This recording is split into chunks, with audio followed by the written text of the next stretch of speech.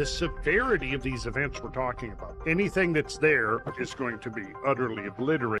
Le géologue Randall Carlson affirme que la mystérieuse planète Nibiru est bien réelle et se dirige vers une collision avec la Terre. Après des années de recherche et de spéculation, les découvertes de Carlson jettent une nouvelle lumière sur d'anciens événements cataclysmiques. Mais quelles preuves soutiennent l'existence de cette planète errante? Et quel est le lien avec le passé tumultueux de la Terre? Rejoignez-nous afin de dévoiler cette incroyable histoire et explorer l'impact potentiel du retour de Nibiru sur le futur de notre planète. Mais avant, je dois vous présenter les écouteurs AlphaPod Pro. Très légers et confortables, ils offrent des basses profondes et des aigus nets grâce à leur technologie Turbo Bass. Avec eux, vous pouvez écouter 7 heures de musique sans recharger. Ils sont totalement étanches. Ils sont aussi une batterie externe pour charger votre téléphone. Ces écouteurs sont, sans aucun doute, la meilleure option pour une expérience audio premium. Commandez les vôtres dès maintenant sur Cloud Importados avec notre coupon REALIDAD10 pour une super réduction. Le lien est en description. En explorant le passé de la Terre, le géologue Randall Carlson révèle les secrets des événements les plus catastrophiques de notre planète. Les recherches approfondies de Carlson explorent l'histoire géologique de la Terre, mettant en lumière des preuves de grandes inondations et leurs impacts monumentaux sur notre monde. Mais que cela signifie-t-il pour nous aujourd'hui? Ces événements pourraient-ils faire partie d'un cycle répétitif? Le voyage de Carlson commence avec des paysages marqués par d'anciennes inondations. Il identifie des signes clairs de mouvements d'eau colossaux, qui dépassent de loin l'ampleur de n'importe quelle catastrophe moderne. Ces inondations, affirme-t-il, n'étaient pas que des occurrences locales, mais des événements massifs qui ont traversé les continents et, en définitive, remodelé la surface de la Terre. La preuve se trouve dans les formations géologiques que nous voyons aujourd'hui, des canyons gigantesques, des rochers déplacés sur des centaines de kilomètres et des couches de sédiments qui racontent l'histoire d'une force dévastatrice. Mais qu'est-ce qui a provoqué ces inondations? Carlson évoque plusieurs déclencheurs possibles, notamment des impacts de comètes et des fontes rapides des glaces. Il présente des données convaincantes qui suggèrent une série de bombardements cométaires, chacun libérant suffisamment d'énergie pour faire fondre les calottes glaciaires et déchaîner des torrents d'eau à travers les continents. Cette théorie est confirmée par des marqueurs géologiques qui s'alignent avec des périodes de changement climatique subites. La conviction de Carlson en des événements cataclysmiques répétitifs repose sur le concept de cycle. Il propose que la Terre expérimente ces inondations dévastatrices à des intervalles réguliers. Cette idée remet en question la vision conventionnelle de l'histoire de la Terre comme un processus lent et graduel. Au lieu de cela, Carlson brosse le tableau d'une planète soumise à des bouleversements périodiques où la stabilité est l'exception et non la règle. Mais comment savons-nous que ces événements s'inscrivent dans un cycle? Les recherches de Carlson mettent en lumière plusieurs périodes de changements climatiques radicaux, chacune marquée par des signes d'inondations massives. Ces périodes coïncident avec des modifications de l'orbite terrestre, des variations de l'activité solaire et d'autres phénomènes astronomiques. En étudiant le passé, Carlson pense pouvoir prédire les cataclysmes futurs et se préparer à leurs impacts. Cela soulève une question cruciale. Sommes-nous à l'aube d'un autre cataclysme? Les travaux de Carlson suggèrent que la compréhension de ces cycles est la clé de notre survie. Si nous pouvons reconnaître les signes d'une catastrophe imminente, nous pouvons prendre des mesures pour en atténuer les effets.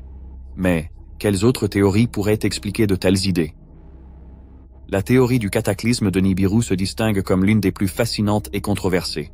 Cette théorie affirme que l'existence d'une planète errante, Nibiru, dont le passage périodique dans notre système solaire, provoque des événements catastrophiques sur Terre.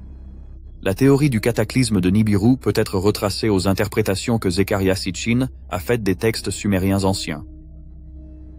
Né en Azerbaïdjan, Sitchin est devenu célèbre dans les années 1970 grâce à son livre « La 12e planète ». Dans son livre, Sitchin a traduit et interprété des tablettes cunéiformes de l'ancienne Mésopotamie, affirmant que ces textes révélaient l'existence de Nibiru. Selon Sitchin, les Sumériens avaient une connaissance détaillée de cette planète mystérieuse et de sa profonde influence sur la Terre. Au centre de la théorie de Sitchin se trouve le concept de l'orbite allongée de Nibiru, qu'il a calculé pour être d'environ 3600 ans. À l'opposé des planètes familières de notre système solaire qui décrivent des orbites circulaires relativement stables, le parcours de Nibiru est d'une excentricité remarquable, le projetant bien au-delà de Pluton au plus lointain du Soleil, puis le ramenant dangereusement près de la Terre lors de son retour cyclique. Cette approche peu fréquente, mais dévastatrice, serait, selon Sitchin, la cause de cataclysmes périodiques tout au long de l'histoire de la Terre.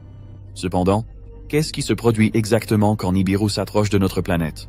Selon la théorie, la taille massive de Nibiru et son immense force gravitationnelle pourraient déclencher une série d'événements cataclysmiques. Ces événements pourraient inclure de graves tremblements de terre, des éruptions volcaniques et des changements climatiques dramatiques, tous résultant des perturbations gravitationnelles causées par la proximité de la planète. De plus, la proximité de Nibiru pourrait potentiellement déloger des comètes et des astéroïdes de leurs orbites, les propulsant vers la Terre et causant une destruction encore plus grande. Les interprétations de Sitchin vont en effet bien au-delà des simples lois de la physique. Il se penche sur la signification mythologique et culturelle de Nibiru dans les textes anciens. Dans la mythologie sumérienne, Nibiru est souvent lié au dieu Marduk, une puissante divinité qui représente à la fois le chaos et la création. Sitchin a suggéré que les mythes entourant Marduk et Nibiru n'étaient pas que des récits symboliques, mais de véritables archives historiques de rencontres extraterrestres et d'événements cosmiques. L'un des aspects controversés du travail de Sitchin est son affirmation que les anciens Sumériens étaient en contact avec une race avancée d'êtres de Nibiru, connue sous le nom d'Anunnaki. Selon Sitchin, ces visiteurs extraterrestres sont venus sur Terre il y a environ 450 000 ans, cherchant à y extraire de l'or et d'autres ressources. Les Anunnaki, a-t-il proposé, ont génétiquement conçu les premiers humains afin qu'ils leur servent de force de travail, mêlant ainsi la mythologie ancienne à la pseudo-science moderne. Malgré son récit intrigant, la théorie du cataclysme de Nibiru a rencontré des critiques significatives au sein de la communauté scientifique. Les astronomes et astrophysiciens traditionnels soutiennent qu'il n'existe aucune preuve empirique pour appuyer l'existence de Nibiru. Les études et observations du ciel n'ont pas détecté de planète errante en trajectoire de collision avec la Terre. De plus, les effets gravitationnels qu'une planète de cette nature exercerait sur les corps célestes connus de notre système solaire seraient remarquables et mesurables. Or, aucun n'a été observé. Cependant, quelle est l'opinion de la communauté scientifique concernant la planète Nibiru et le danger qu'elle représente pour la Terre? La NASA et les communautés scientifiques traditionnelles maintiennent une position claire et constante. Il n'existe aucune preuve concrète confirmant l'existence d'une telle planète au sein de notre système solaire. Cette position est basée sur des observations et des recherches astronomiques approfondies, qui n'ont encore révélé aucun corps planétaire correspondant à la description de Nibiru. L'outil principal de la NASA pour cartographier le ciel est le Wide Field Infrared Survey Explorer, ou WISE, qui examine le cosmos en lumière infrarouge. Depuis son lancement en 2009, le télescope WISE a cartographié le ciel plusieurs fois, à la recherche d'objets allant des astéroïdes géocroiseurs aux galaxies lointaines. L'une de ses missions principales était d'identifier toutes les grandes planètes inconnues qui pourraient exister au sein de notre système solaire, plus particulièrement celles qui se trouvent au-delà de l'orbite de Neptune. Si une planète comme Nibiru existait et était en trajectoire de collision avec la Terre, elle aurait été détectée par l'Explorer ou d'autres observatoires. Le concept d'une planète ayant une orbite très allongée, nécessitant 3600 ans pour boucler une révolution autour du Soleil, soulève plusieurs défis scientifiques, à la fois significatifs et complexes. Une telle orbite serait en effet hautement instable sur de longues périodes. Il est donc peu probable qu'une planète puisse maintenir cette trajectoire sans être perturbée par les influences gravitationnelles des autres corps célestes.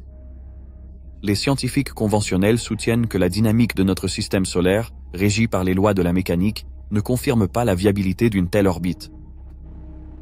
Les méthodes et instruments utilisés dans l'astronomie moderne soulignent davantage le manque de preuves de l'existence de Nibiru. Les télescopes du monde entier, qu'ils soient basés sur Terre ou dans l'espace, surveillent constamment le ciel. Ces observatoires se servent de diverses longueurs d'onde, allant de la lumière visible aux ondes radio, afin de saisir une vision exhaustive de notre système solaire et de tout ce qui s'étend au-delà. Les données méticuleuses collectées par ces instruments ont permis aux astronomes de cartographier avec une grande précision les positions et les mouvements d'innombrables objets dans l'espace. Dans un environnement surveillé de manière aussi rigoureuse, l'existence d'une planète non découverte et de taille significative est hautement improbable. De plus, le consensus scientifique repose sur des recherches évaluées par des pairs et des preuves empiriques. Les théories sont soumises à des tests rigoureux et validées par le biais d'expériences et d'observations. En revanche, la théorie de Nibiru provient principalement d'interprétations de textes anciens et d'affirmations non vérifiées. Zecharia Sitchin, popularisateur de la théorie du cataclysme de Nibiru, a basé ses conclusions sur ses interprétations de la mythologie et de l'astronomie sumérienne. Bien que le travail de Sitchin ait attiré l'attention et des partisans, il n'a pas résisté à l'examen de la méthode scientifique. Les universitaires et scientifiques classiques critiquent les traductions et interprétations de Sitchin, les jugeant inexactes et non prouvées archéologiquement. La distinction entre les théories spéculatives et le consensus scientifique est cruciale. Les théories scientifiques sont élaborées en se basant sur des phénomènes observables et doivent impérativement être réfutables, ce qui signifie qu'elles peuvent être démontrées fausses par des preuves concrètes. Des théories comme le Big Bang, l'évolution et la relativité générale ont toutes été soumises à des tests approfondis et ont été constamment soutenues par des données empiriques. À l'inverse, les théories spéculatives comme le cataclysme de Nibiru manquent de cette base de preuves vérifiables. Mais il existe des preuves qui soutiennent les théories de Carlson. La théorie des événements cataclysmiques de Randall Carlson est, elle, appuyée par des preuves géologiques et astronomiques. En examinant les motifs présents dans le registre géologique, Carlson plaide en faveur de l'existence de cataclysmes périodiques à grande échelle qui ont radicalement remodelé la surface de la planète et affecté la civilisation humaine. Une des preuves géologiques primordiales qui soutiennent la théorie de Carlson est l'existence de vastes dépôts laissés par des inondations de très grande ampleur. Ces dépôts, découverts dans des régions telles que le nord-ouest du Pacifique des États-Unis, indiquent que des inondations massives, bien plus importantes que tout ce qui a été enregistré dans l'histoire, se sont produites maintes fois. Il est largement admis que ces méga-inondations sont la conséquence d'une libération d'eau subite et dévastatrice, provenant potentiellement de lacs glaciaires dont les barrières se sont rompues. Les torrents ainsi formés ont sculpté de gigantesques canyons et ont complètement transformé des paysages entiers en l'espace de quelques jours, laissant derrière eux des indices géologiques précis que les chercheurs peuvent analyser attentivement. En plus des preuves d'inondation, des données convaincantes indiquent des impacts de comètes périodiques. Carlson et d'autres chercheurs ont identifié des couches de sédiments riches en iridium ainsi qu'en d'autres éléments extraterrestres, et celles-ci correspondent à des événements d'extinction connus. L'un des exemples les plus célèbres est l'impact de Chicxulub, largement considéré comme ayant causé l'extinction de masse, qui a anéanti les dinosaures il y a 66 millions d'années. Des preuves analogues ont été découvertes pour d'autres impacts, moins médiatisés, ce qui suggère une série de bombardements cométaires. Cela s'accorde avec l'hypothèse de Carlson concernant des cataclysmes qui se reproduisent périodiquement. L'activité volcanique joue également un rôle important dans la théorie de Carlson.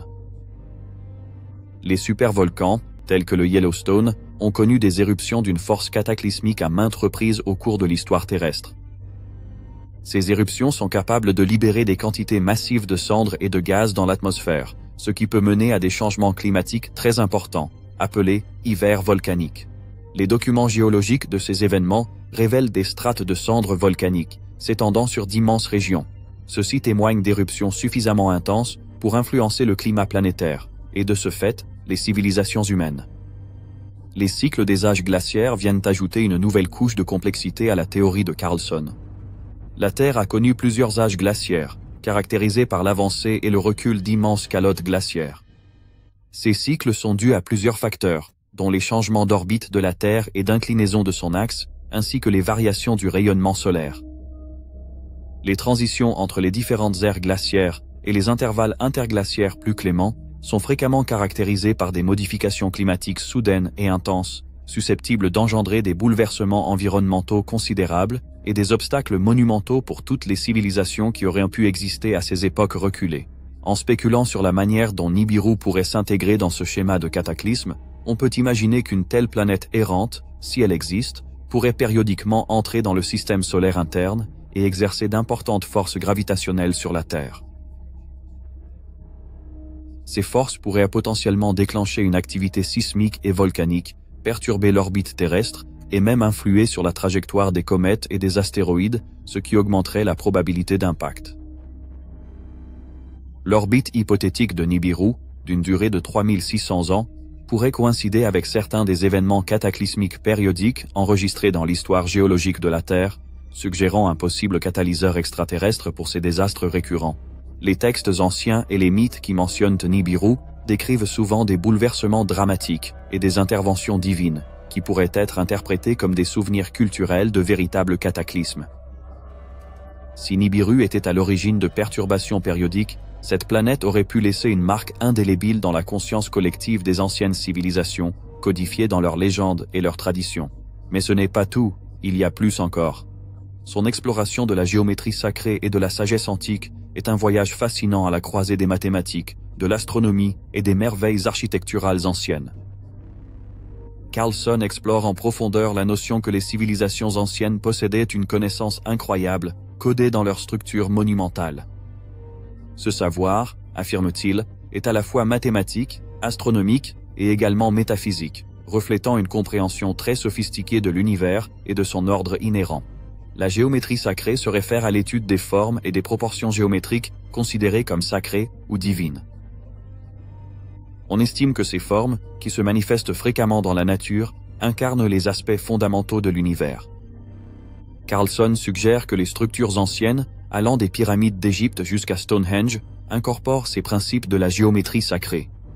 Ces structures ne sont pas seulement des prouesses architecturales, mais aussi des dépositaires d'un savoir avancé sur l'univers et l'ordre sous-jacent de la réalité. L'une des idées centrales de la théorie de Carlson est que les anciens bâtisseurs utilisaient des proportions et des motifs géométriques spécifiques pour encoder des informations importantes. Par exemple, la Grande Pyramide de Gizeh est souvent citée comme un exemple majeur. Ces dimensions sont censées inclure les constantes mathématiques pi et le nombre d'or, qui sont essentielles pour comprendre la géométrie circulaire et l'esthétique. La précision avec laquelle ces constantes apparaissent dans la conception de la pyramide suggère que les bâtisseurs avaient une compréhension avancée des mathématiques, au-delà des simples techniques de construction. Carlson étend cette idée à d'autres sites anciens à travers le monde. Il affirme que bon nombre de ces structures ont été délibérément alignées avec des corps célestes et des événements astronomiques majeurs. Par exemple, les pyramides de Teotihuacan, au Mexique, affichent des alignements astronomiques précis, ce qui reflète la compréhension sophistiquée des bâtisseurs concernant les mouvements des étoiles et des planètes. Au-delà des structures individuelles, Carlson introduit le concept d'un réseau mondial de sites sacrés, connectés par des lignes d'énergie, souvent appelées lignes de Ley. Cette théorie soutient que les civilisations anciennes, de par le monde, ont érigé leur structure monumentale sur ces lignes d'énergie dans le but de capter les puissantes énergies naturelles de la Terre. On pense que ces lignes forment un réseau qui connecte divers sites sacrés, créant un schéma mondial de flux d'énergie, que les peuples anciens utilisaient pour la guérison spirituelle ou pour accroître leurs connaissances. L'idée des lignes de Ley suggère qu'il existait une compréhension commune, peut-être même universelle, des énergies de la Terre parmi les civilisations anciennes. Cette compréhension leur a permis de positionner stratégiquement leur structure afin d'optimiser les effets bénéfiques de ces énergies. Carlson met en évidence les alignements remarquables entre des sites tels que la Grande Pyramide, Stonehenge, le Machu Picchu et les lignes de Nazca, comme preuve de ce réseau mondial. Il affirme que ces alignements n'étaient point dus au hasard, mais la conséquence d'une planification réfléchie, s'appuyant sur une profonde connaissance du maillage énergétique de la Terre. Cette perspective nous exhorte à reconsidérer en profondeur les capacités et les intentions réelles des civilisations anciennes. Plutôt que de les voir comme primitives ou exclusivement centrées sur leur survie, la théorie de Carlson les dépeint comme étant très avancées dans leur compréhension de l'univers. Leurs monuments n'étaient pas seulement fonctionnels, ils portaient une signification symbolique et un savoir profond. Mais quels événements terrestres auraient pu mener ces sociétés anciennes à une telle compréhension et expression? L'une de ces périodes de changement et de défis spectaculaires est le Younger Dryas. La période du Younger Dryas, qui tire son nom de la fleur résistante Dryas octopetala, marque un chapitre fascinant de l'histoire climatique de la Terre. Elle s'est produite il y a approximativement entre 12 800 et 11 500 ans et a marqué un changement climatique spectaculaire. La Terre était en transition de la froideur de la fin du Pléistocène vers la chaleur de l'Holocène. Cependant, au lieu d'une transition progressive, un retour soudain et abrupt aux conditions glaciaires s'est produit. Les températures ont diminué de près de 2 à 6 degrés Celsius sur une très courte période, ce qui a provoqué des modifications écologiques et environnementales considérables. Bien que l'hypothèse de l'impact d'une comète soit populaire, D'autres théories tentent aussi d'expliquer les changements climatiques soudains du Younger Dryas. Une théorie majeure implique des changements dans les courants océaniques. Plus précisément, cette théorie suggère que l'afflux d'eau douce, dû à la fonte des glaciers, a perturbé la circulation méridienne de l'Atlantique. Ce courant océanique crucial aide à réguler le climat en transportant les eaux chaudes des tropiques vers l'Atlantique Nord. Lorsque d'importantes quantités d'eau, issues de la fonte des glaciers, sont arrivées dans l'Atlantique Nord, cela a potentiellement perturbé cette circulation océanique, provoquant un refroidissement rapide. La vision plus large de Randall Carlson sur l'histoire climatique de la Terre va au-delà du Younger Dryas. Il suggère que le système climatique terrestre est dynamique et sujet à des changements soudains, et pas seulement à des changements progressifs. Carlson met en lumière des périodes comme le réchauffement Belling-Alrud, précédant le Younger Dryas, où les changements climatiques furent rapides. Dans quelle mesure les connaissances de Carlson sont-elles façonnées par le savoir des civilisations anciennes concernant l'astronomie et les événements cataclysmiques? Les civilisations anciennes avaient une compréhension remarquablement avancée de l'astronomie, bien avant l'invention des télescopes et des méthodes scientifiques modernes. Partout dans le monde, les peuples de l'Antiquité ont étudié les étoiles et élaboré des systèmes complexes pour suivre les mouvements célestes. Ils utilisaient ces connaissances non seulement à des fins pratiques, comme l'agriculture et la navigation, mais aussi pour des activités cérémonielles et religieuses. Comment ont-ils atteint une compréhension aussi complexe du cosmos sans la technologie moderne? Les réponses résidant dans leurs observations très aiguës et leurs approches innovantes pour intégrer l'astronomie dans leur vie de tous les jours. La civilisation maya, par exemple, était particulièrement réputée pour son expertise en astronomie. L'un de leurs observatoires les plus impressionnants est El Caracol, situé dans l'ancienne cité de Chichén Itzá. Cette structure, également connue sous le nom de Caracol, en raison de son escalier en spirale, fut conçue méticuleusement pour l'observation des événements célestes. Les Mayas utilisaient El Caracol pour suivre les mouvements du Soleil, de la Lune et des planètes, en alignant ses caractéristiques architecturales avec les événements astronomiques les plus significatifs. Le calendrier maya est une autre preuve de leur génie astronomique. Il se composait de plusieurs cycles interconnectés, dont le Tzolk'in, un calendrier cérémoniel de 260 jours, et le Hab, un calendrier solaire de 365 jours. La combinaison de ces cycles créait le cycle du calendrier, une période de 52 ans, que les Mayas jugeaient significative tant pour la mesure du temps que pour la prédiction des événements astronomiques. Comment les Mayas ont-ils atteint une telle précision? Leurs observations précises et calculs complexes leur permettèrent de prédire les éclipses solaires et lunaires, ainsi que d'autres phénomènes célestes avec une exactitude remarquable. En nous déplaçant vers une autre partie du monde, les anciens Égyptiens ont également fait preuve d'une profonde connaissance de l'astronomie. La grande pyramide de Gizeh, l'une de leurs constructions les plus emblématiques, est alignée sur les étoiles de la ceinture d'Orion. Cet alignement n'était pas un hasard. Il reflète la croyance égyptienne en un lien entre les cieux et leurs pharaons. Les Égyptiens croyaient que les pharaons rejoindraient les étoiles après la mort, et que les pyramides leur serviraient de portail vers l'au-delà. Les Égyptiens utilisaient leur connaissance des étoiles pour bien plus que des fins religieuses. Ils dépendaient également de l'astronomie pour des applications concrètes, telles que la prédiction de la crue annuelle du Nil, qui était essentielle pour l'agriculture. Le lever héliaque de l'étoile Sirius, connu sous le nom de Sopdet dans l'Égypte ancienne, signalait le début de la saison des crues. Ce calendrier précis était essentiel aux Égyptiens pour planifier leurs activités agricoles, garantissant ainsi la survie et la prospérité de leur civilisation. Mais les Mayas et les Égyptiens n'étaient pas les seuls dans leurs entreprises astronomiques. Partout dans le monde, diverses cultures anciennes ont intégré les observations astronomiques dans leur vie quotidienne et leur architecture. À titre d'exemple, Stonehenge, en Angleterre, est précisément aligné avec les solstices, ce qui marque les jours les plus longs et les plus courts de l'année. Cet alignement suggère en effet que Stonehenge fut employé à des fins cérémonielles intimement liées au cycle solaire. De même, les Chinois de l'Antiquité ont élaboré des cartes stellaires et des calendriers détaillés, fondés sur leurs observations minutieuses du ciel nocturne.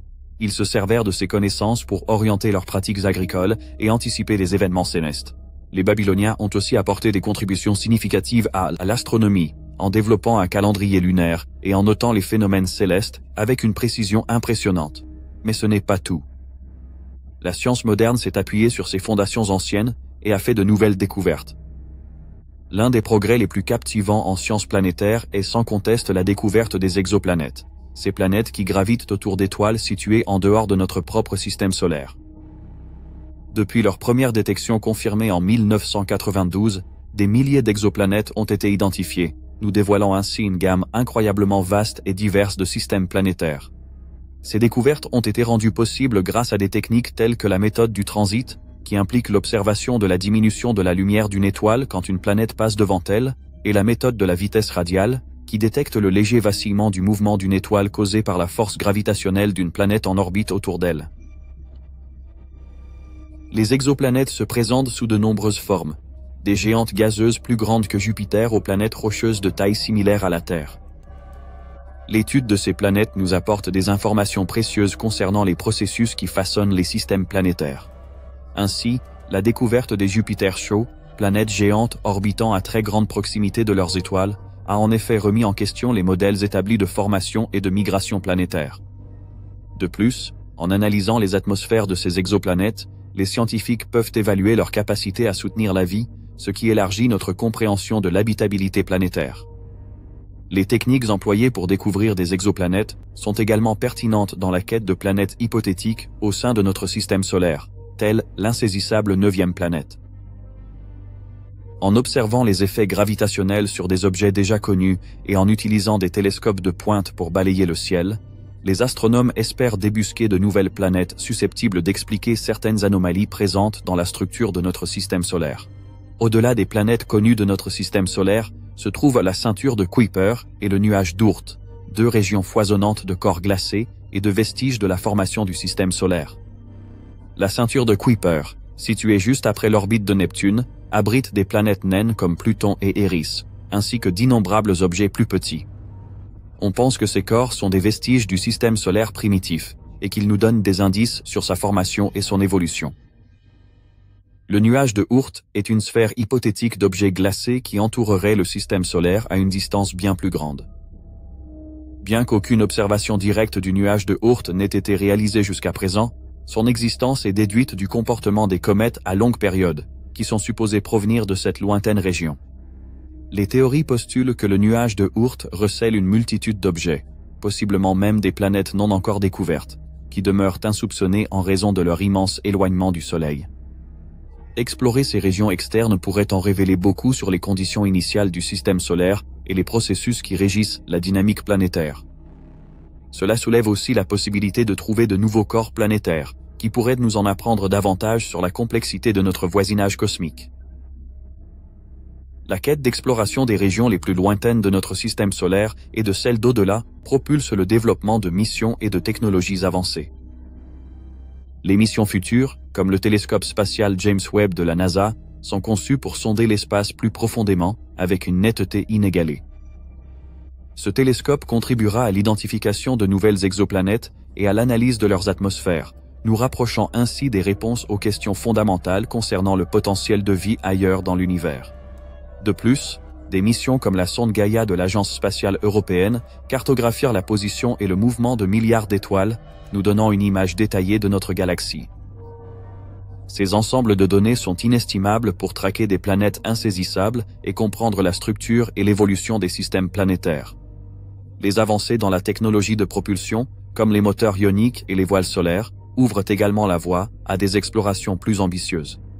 Ces technologies pourraient permettre des trajets plus rapides et efficaces vers les régions éloignées de notre système solaire, rendant ainsi possible l'étude de la ceinture de Kuiper et du nuage de Oort, et même la recherche plus approfondie de planètes telles que Nibiru. Merci d'avoir regardé un nouvel épisode de notre chaîne. Tant que vous êtes encore là, cliquez sur l'une des vidéos à l'écran pour découvrir d'autres contenus impressionnants.